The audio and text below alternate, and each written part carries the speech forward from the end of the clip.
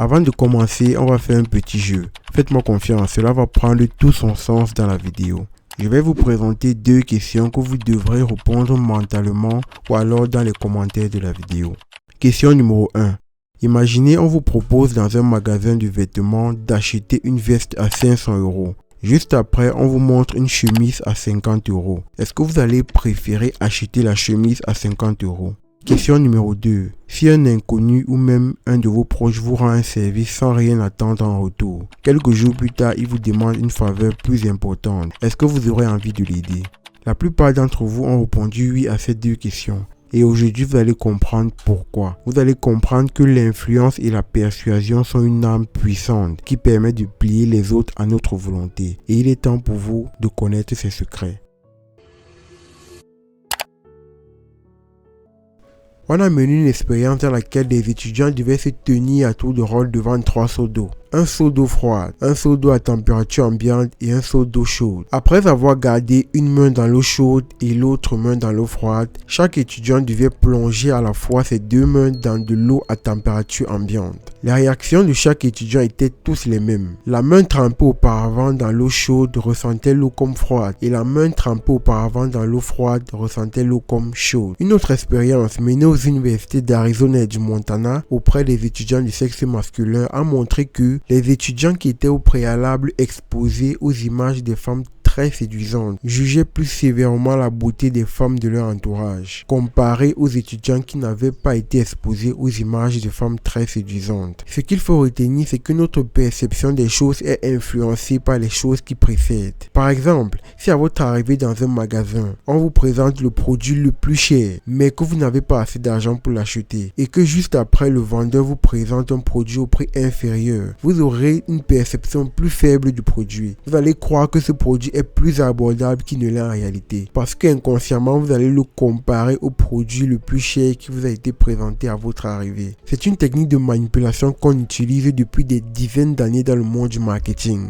Dans les relations interpersonnelles, vous pouvez l'utiliser pour obtenir ce que vous voulez. Lors d'une négociation avec un proche, présentez volontairement une proposition exagérée pour que votre proposition suivante paraisse plus acceptable qu'elle ne l'est en réalité. La deuxième technique de persuasion est encore plus efficace, le principe de réciprocité. En 1935, l'Éthiopie traversait l'une des périodes les plus difficiles de son histoire. C'était une période de souffrance et de misère. Son économie était en ruine, ses ressources alimentaires dévastées par des années de sécheresse et de guerre civile. Les habitants mouraient par milliers à cause de la famine et de la maladie. Mais malgré toutes les difficultés qu'ils traversaient, les responsables de la Croix-Rouge éthiopienne ont décidé de porter secours au Mexique qui avait eu un séisme la même année. La raison qui avait poussé l'Éthiopie à aider le Mexique malgré les difficultés qu'ils traversaient, c'était parce que le Mexique les avait soutenus lors de l'invasion de l'Italie en 1935. L'Éthiopie a simplement remboursé sa dette envers le Mexique. C'est ce qu'on appelle le principe de réciprocité. Pour l'utiliser dans votre quotidien, trouvez le moyen de créer des dettes morales chez les autres en les offrant des cadeaux et en les rendant des services. Quand vous rendez un service ou que vous donnez un cadeau d'anniversaire par exemple, il y a plus de chances que cette personne vous rende service en retour, parce qu'on est naturellement programmé pour rendre les services qu'on nous donne. La réciprocité est aussi utilisée dans le monde du marketing, à travers les services et les produits gratuits que les entreprises offrent aux clients pour créer une dette morale chez eux. Le plus intéressant dans cette technique, c'est que vous n'avez même pas besoin de faire beaucoup d'efforts. Le fait de rendre un petit service suffit à créer cette dette morale. Restez attentifs parce que nous allons monter d'un niveau avec une technique d'influence et de manipulation plus élaborée. Le principe d'engagement et de cohérence. Sarah est une étudiante en marketing et souhaite organiser une collecte de fonds pour une association caritative.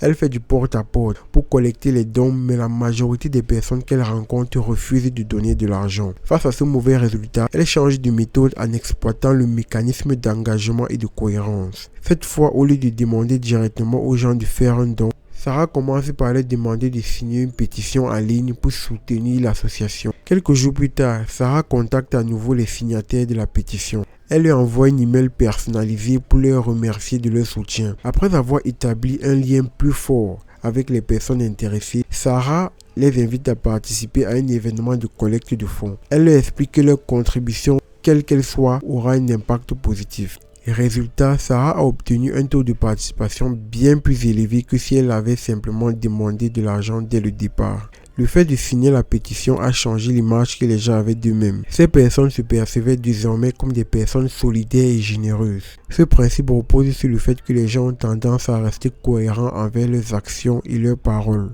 Dès l'instant où les gens ont pris un engagement, même mineur, ils sont plus susceptibles de continuer dans la même direction pour éviter d'être incohérents envers leur image qu'ils ont d'eux-mêmes et envers l'image qu'ils renvoient aux autres. Dans le domaine du marketing, les entreprises utilisent ce principe à travers les programmes de fidélité. Plus un client accumule des points de fidélité, plus il y a des chances qu'il reste un client fidèle. Puisqu'il va inconsciemment se dire que s'il accumule des points de fidélité, cela veut dire qu'il veut bien rester client de cette entreprise. Dans les relations humaines, demander un petit service à quelqu'un augmente la probabilité que cette personne accepte une demande plus importante par la suite. Quand on accepte de rendre un service à quelqu'un, inconsciemment on se dit qu'on trouve forcément cette personne sympathique.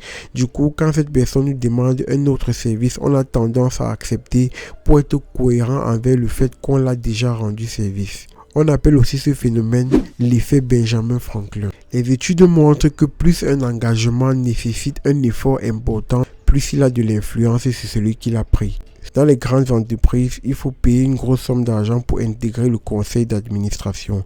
En séduction, plus on fait des efforts pour séduire une personne, plus on lui accorde de la valeur. Tous ces exemples illustrent le fait que plus les individus traversent des épreuves douloureuses et difficiles pour obtenir quelque chose, plus ils ont tendance à accorder de la valeur à cette chose.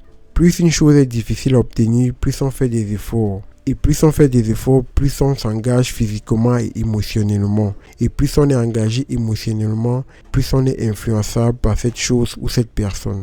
Nous allons encore monter d'un niveau avec une technique d'influence plus subtile. La preuve sociale. Walter Lippmann a écrit: lorsque tout le monde pense pareil, personne ne pense vraiment. Des études ont montré qu'on a tendance à croire qu'un comportement est approprié dès l'instant qu'on sait que d'autres l'ont adopté. C'est ce qu'on appelle la preuve sociale.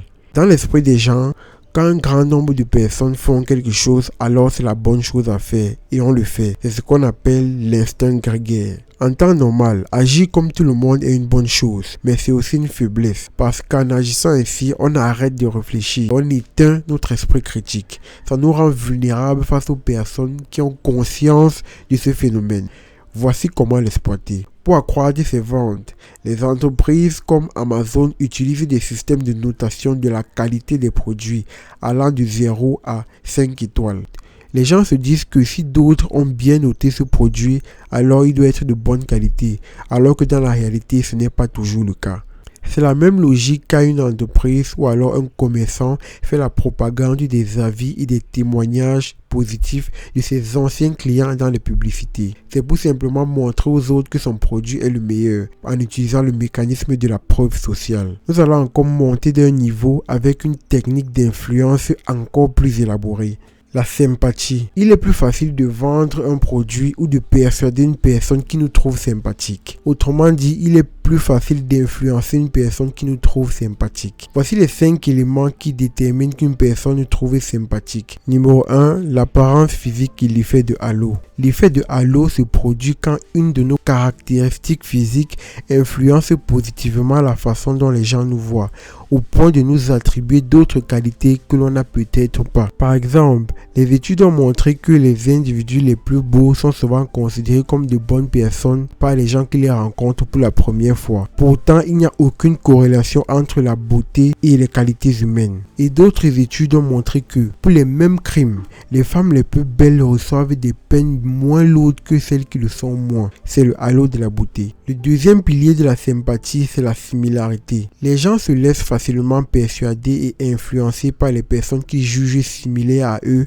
en termes d'âge, d'opinion politique, de passion, d'habitude, de mode de vie et de mode de pensée. Il est donc crucial pour celui qui veut persuader les autres de repérer dans leurs gestuels, leurs accessoires et leur apparence des indices qui pourraient nous renseigner sur leur personnalité. Et ces ces informations, nous pourrons les utiliser pour gagner leur sympathie. Le troisième pilier de la sympathie, ce sont les compliments, le fait de donner des compliments aux autres. Le quatrième pilier, c'est le contact et la coopération. Les gens trouvent plus sympathiques ceux avec qui ils ont déjà collaboré pour atteindre un objectif commun. Et la sympathie est d'autant plus forte lorsque la collaboration s'est faite dans des conditions difficiles. C'est ce qui explique le fait que les soldats dans l'armée ont des liens si forts parce qu'ils ont traversé des épreuves difficiles. Pour persuader quelqu'un, il vaut mieux utiliser une autre personne qu'elle trouve sympathique. Et plus la sympathie est grande, plus l'influence l'est aussi. J'ai gardé le meilleur pour la fin. La plus grande technique de persuasion et d'influence, c'est l'autorité. L'une des expériences les plus célèbres en psychologie sociale est l'expérience de Milgram. Dans cette expérience, les participants étaient invités à administrer des chocs électriques de plus en plus intenses à un autre participant en cas d'échec à un test de mémoire. L'individu sur la chaise électrique était en réalité un acteur. L'expérimentateur en blouse blanche ordonnait aux participants d'administrer des chocs électriques de plus en plus intenses aux participants sur la chaise électrique, même lorsque l'acteur simulait de fortes douleurs et suppliait d'arrêter. Résultat, 65% des participants ont continué d'administrer des chocs électriques de plus en plus croissants jusqu'au niveau maximal. Pas parce qu'ils étaient méchants, mais simplement parce qu'ils avaient reçu l'ordre de l'expérimentateur.